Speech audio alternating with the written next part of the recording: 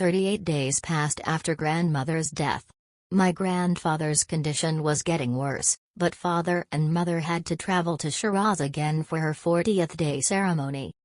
Because my sisters and I had school, they decided to leave us in Tehran with our kind neighbor, Mrs. Agdas, and her husband, Mr. Jafar. They promised to take care of us until our parents came back. The first 2 days passed quietly. Mrs. Agdas would come in the morning, make us breakfast, and help my little sisters with their homework.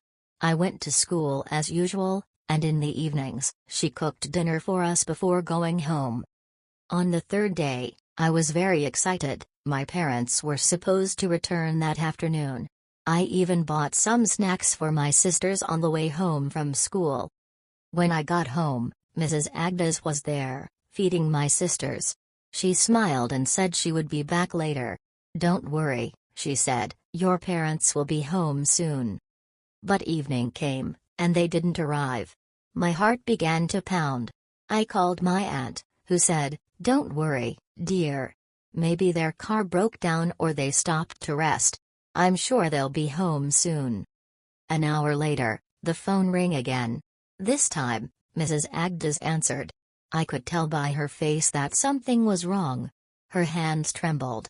After a few moments, she turned to me with tears in her eyes and said softly, "Greater than there's been an accident on the Shiraz-Tehran road. A Pagan car and a white Pride. The police are still identifying the victims."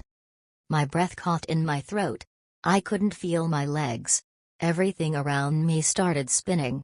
And then everything went dark. When I opened my eyes, I saw Mr. Jafar standing above me and Mrs. Agdas crying beside the bed.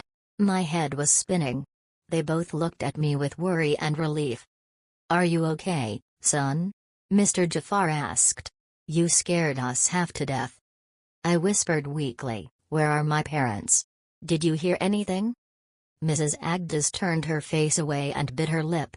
After a few seconds, she finally said, with tears streaming down her cheeks, "Greater than my dear boy. Your parents. They didn't make it. The accident was terrible." The words hit me like thunder. My heart froze. I couldn't speak, I couldn't even cry. Everything inside me went silent.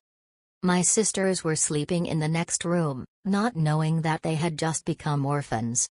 That night, I sat in the corner of the room, staring at the wall, trying to convince myself that it was just a nightmare. But the silence of the house was real, painfully real. From that day on, nothing in my life was ever the same again.